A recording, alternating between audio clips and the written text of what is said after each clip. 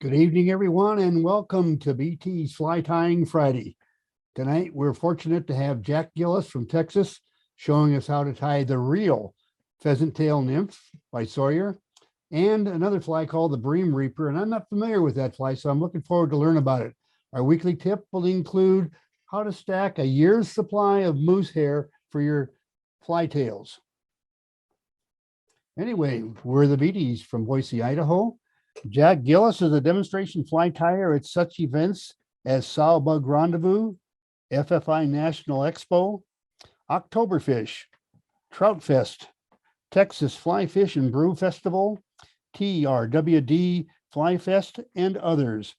As a member of FFI's Fly Tying Group Board of Governors, he chairs and moderates the Fly Tying Group Online Pro Series. Jack holds FFI's Gold Level Fly Tying Award and is an instructor for earning the FFI Bronze and Silver Awards for fly tying. He's also a member of the Roadkill Roundtable, a fly tying group in existence since 1972, and one you've heard of here on this channel before. Jack is joining us to tie the Pheasant Tail Nymph by Frank Sawyer and a Brim Reaper. Jack, it's all yours. Thank you for those kind words, Al. Al said this was invented by Frank Sawyer. He's also the author of Nymphs and the Trout. Frank was actually a river keeper on the River Avon, which is a chalk stream in England. His passion for fly fishing and angling led him to develop at that time an entire genre of a new fly called the sunken nymph. These patterns were designed to be fished subsurface and in order to imitate small Baetis insects. The first and most effective of these, of course, is the pheasant tail, which I'm going to tie this evening. It's much simpler than today's renditions, and the original pattern actually consisted of two materials, which is wire and pheasant tail fibers.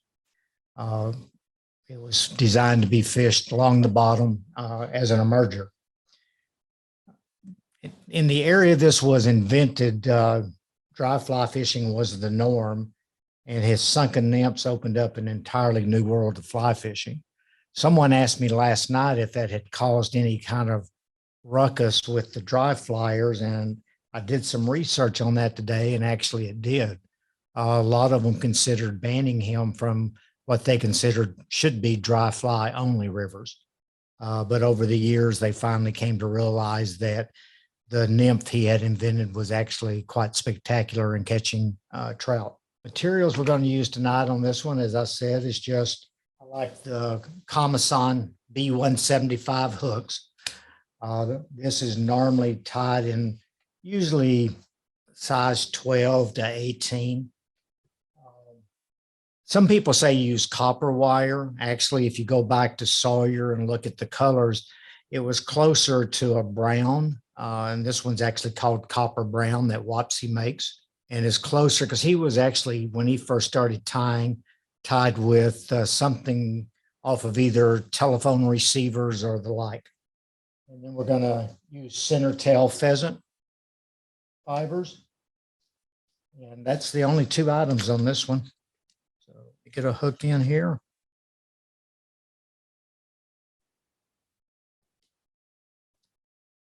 I'm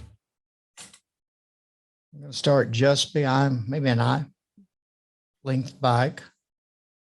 We'll wrap the wire all the way back to the bend of the hook.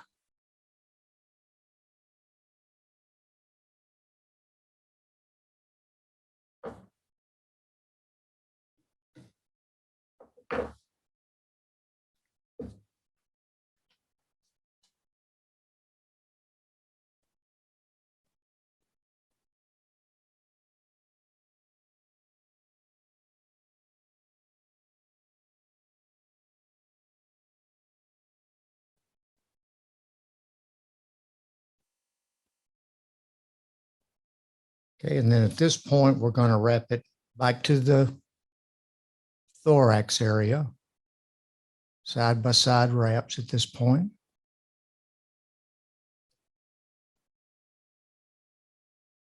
And then we're going to build up a thorax made out of wire.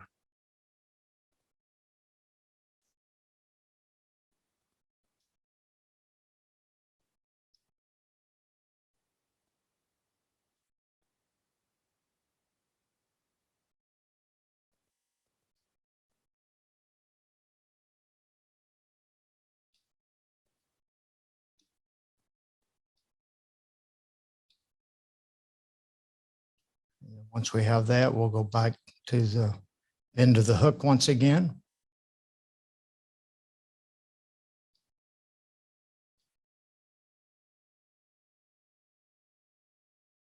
At this point, we're going to take 5 or 6 pheasant tail fibers.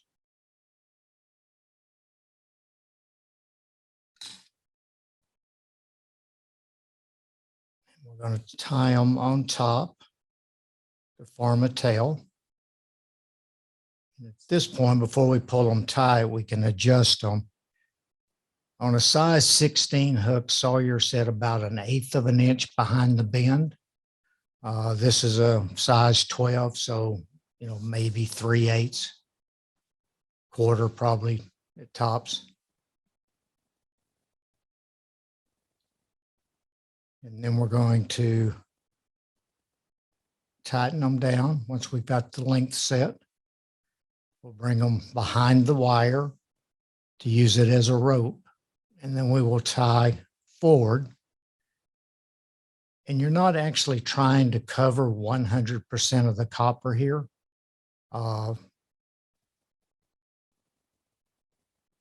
Sawyer liked the translucence of the copper when it becomes wet, so he would leave a lot of it actually showing. And then when we get back up to that point, take one wrap and tie it in. And then we're going to fold it back over to form a wing case.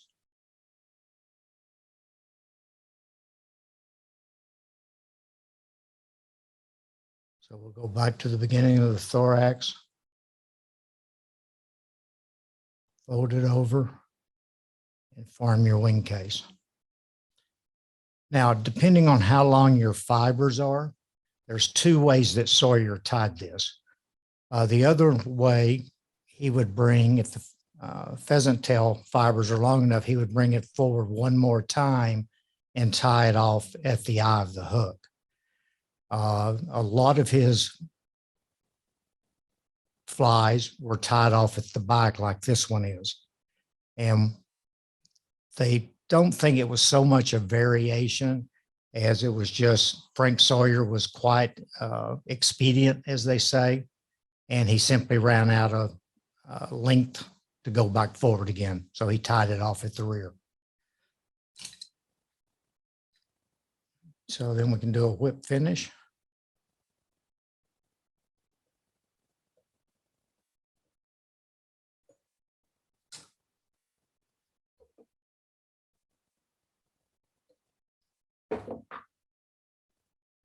And then, as I've always heard, do a little cleanup on aisle 3.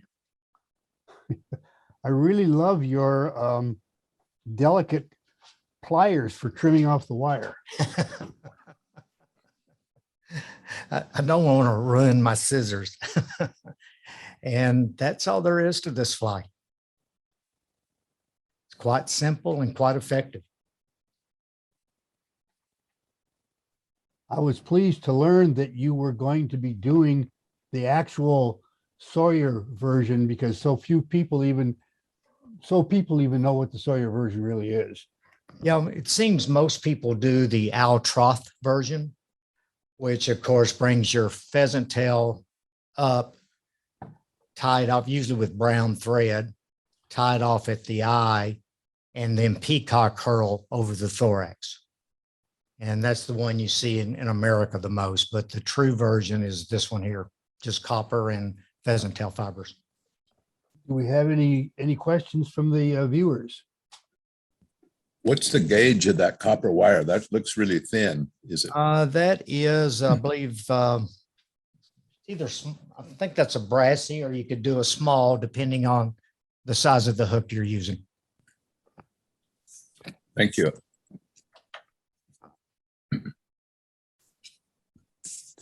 It looked to me, if you went to an electronics store, you'd be getting size gauge 28 or 30.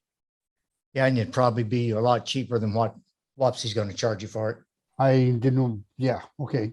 it. Nothing against Wapsi. I enjoyed the tour. No, But I think the world of them. Tom Schmucker, the originator, is a very, very dear friend. Hey, Jack, Jack, it's interesting to see a fly that's tied with no thread like that. Was there any discussion from him on, his thought process of tying a wire-based fly with this, or is just he's trying to do it fast and eliminate another step, if you will? I've been reading nymphs and the trout. And there's a couple of mentions of the Sawyer's nymph in there. He doesn't really specify why he chose wire. One version is that's probably the materials he had handy the day he started tying it. The other version is, it could be used as a little bit of a weight to pull it down since it's going to be fished along the bottom. Now, I'll put it in here. This is the Al Troth version that I mentioned. But this is what the trough version looks like, with a couple of legs coming off the side, peacock curl. Now, is it wire only as well? No, the trough version is brown thread.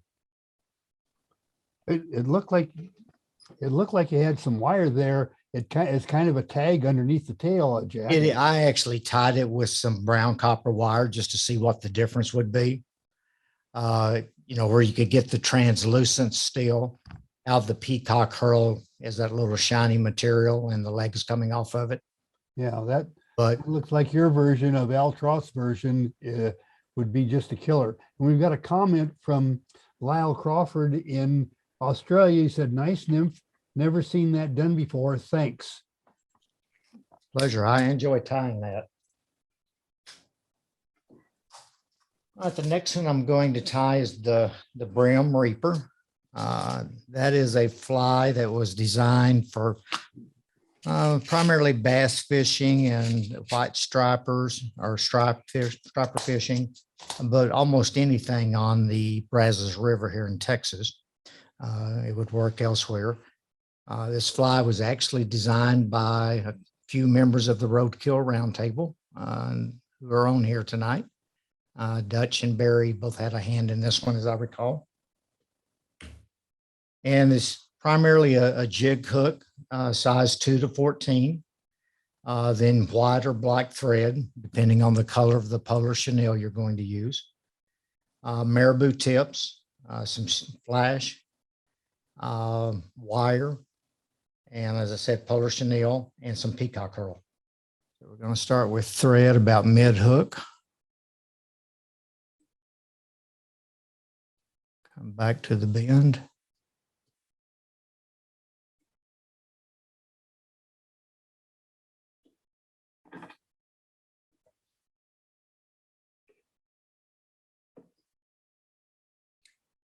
Then we're going to tie in some marabou tips for the tail.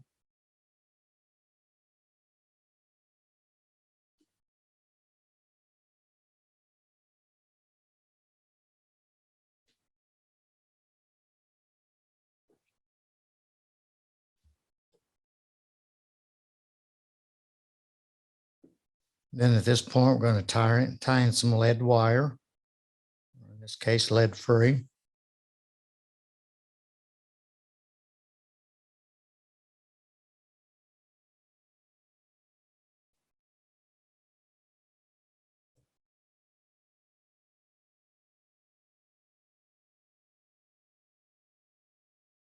Up to about the 3/4 point, we'll tie the wire forward now.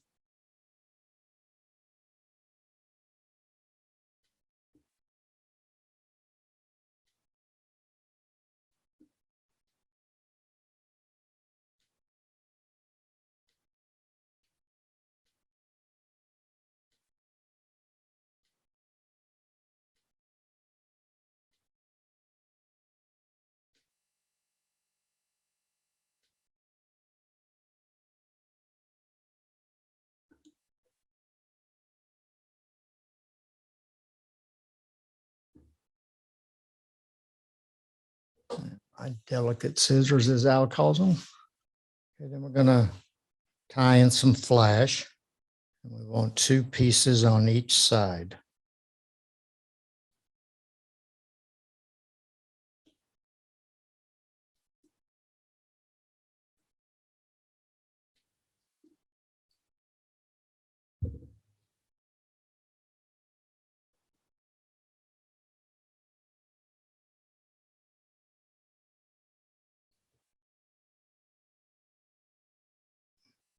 And then we can cut in and cut them to length, which is just about the end of the tail. Now we're going to tie in a piece of polar chenille. In this case, I'm using chartreuse. Tie it in here at the tail tie-in spot, and come forward to the 3/4 spot and wrap our polar chenille.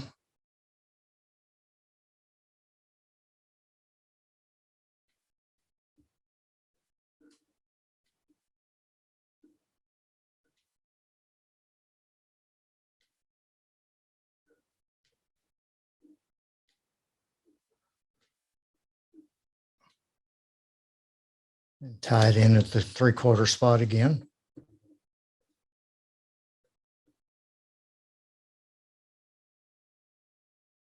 Trim your waist. Next, we're going to tie in rubber legs. I'm using perfect rubber. You can do whatever color that matches. A lot of people use black. I'm actually using avocado. I'm going to tie those in on the bottom of the hook and toward the point of the hook.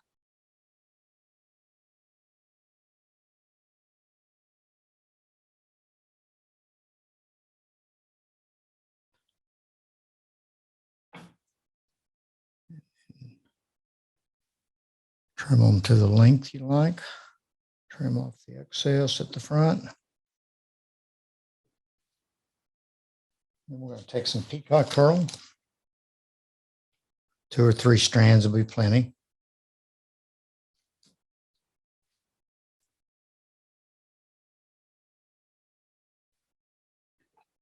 Cut off about 1.5 inches or 2 inches of the tips, the most brittle spot. Tie those in at the tie-in spot where you did your legs.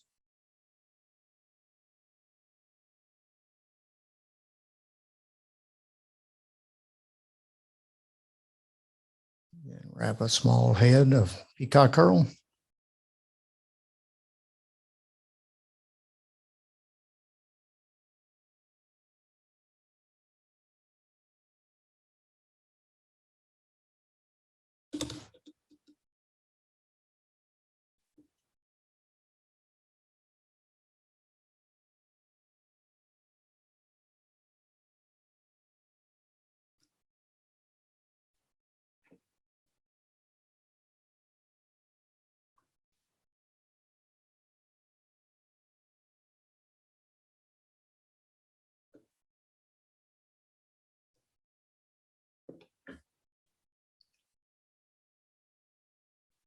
And do a whip finish.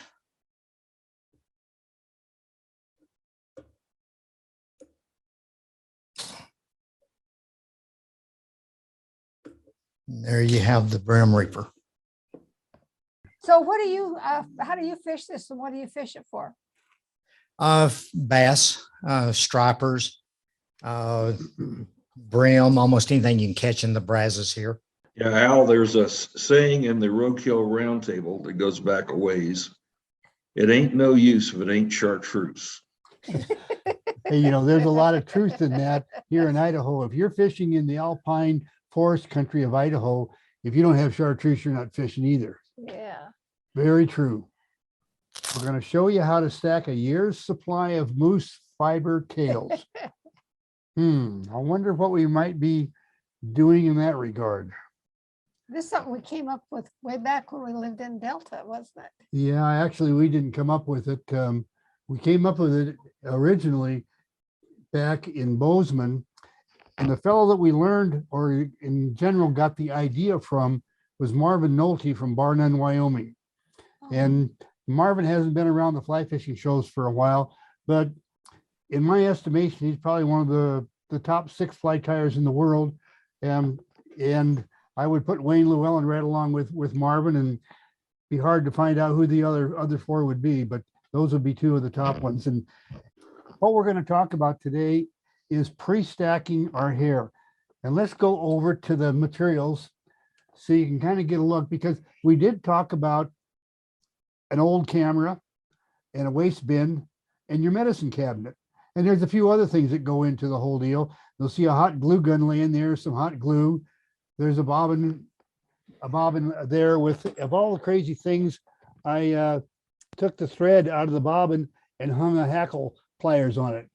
Well, you'll see about that here in a minute. Let me just lay that over at the vise.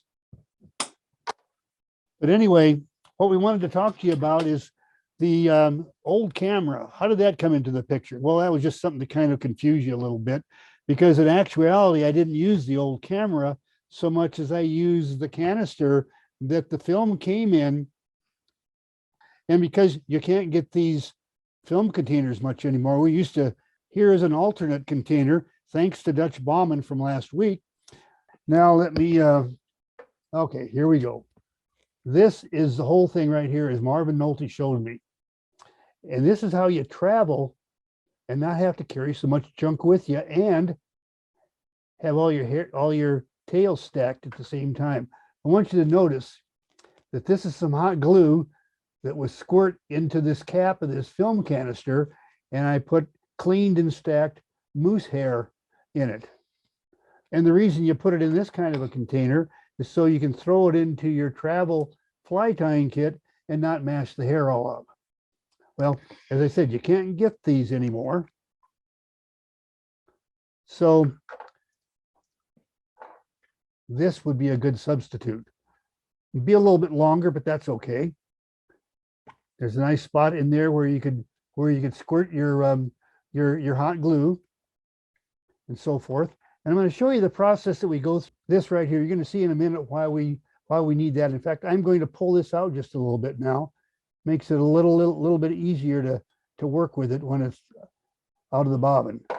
So let's just lay that down. And now I need to go over to the materials and cut off a bundle of this moose hair. Now we're going to break some of our rules tonight. You know, many times I have talked to you about getting way out here in the tips and you only save layers 1 and 2 and you get rid of 3 and 4 and all the fuzz and all that stuff. Well, this is one time when you're going to save layers 1, 2, 3, and 4. And the only thing you want to get rid of is the really short stuff right in this area and the fuzz. Well, I'm going to get rid of it though the same way that I do the others, by rapidly running my finger up and down through it over the waste bin and stack that. Stacked the fibers in that bundle that I cut off over there just a minute ago. Now I'm going to take this out of my stacker, and I have 2 other stackers. Well, let me put that down for a minute. I've got 2 other stackers over here, a big one and a smaller one. And you'll see just what we're going to do with that with the 2 of them. We'll start by taking the hair out of the initial stacker. And then I'm going to grab the fibers clear out on the butt ends. And so everything, all that layers, those are actually layers 3 and 4 that we want to pull out.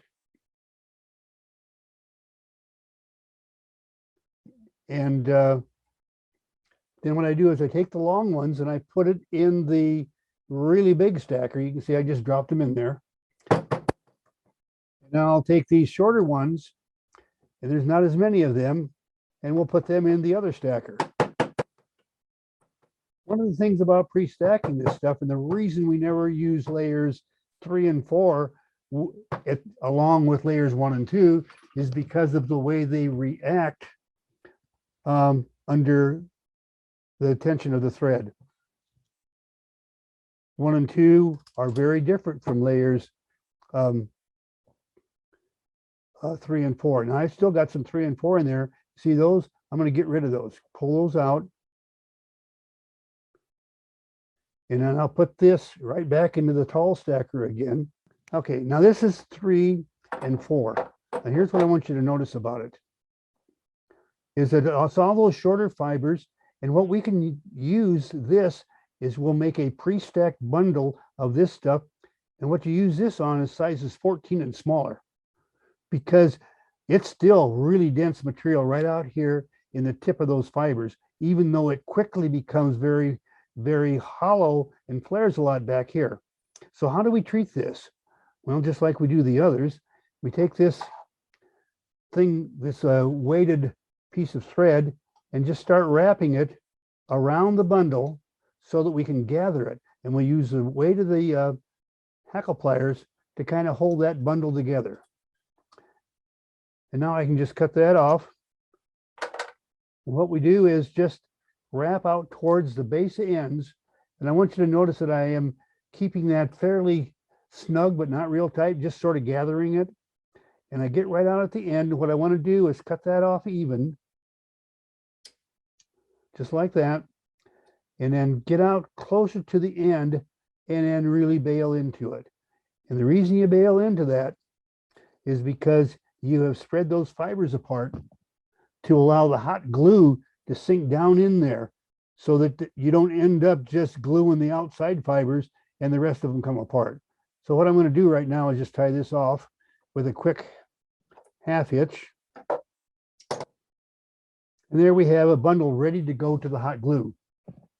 And what we end up with then, after we do several of those, is one of those kind of things. And in fact, you'll notice that those are the shorter fibers, because these longer fibers wouldn't fit into a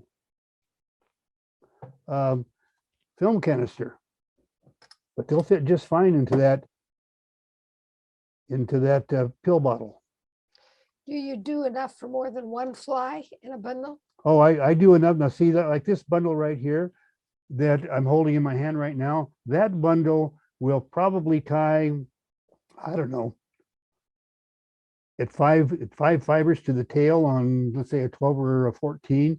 You're looking at probably enough hair in that bundle to at least do 40, 50 flies, I would think. I'm just guessing, but that's the tip. Pre-stack your stuff, and you don't have to take a big bundle or a big patch of hair. You don't need a stacker. You're just ready to tie flies, and after the glue is there, you cut the thread off, and it's all ready to use, just like this guy is.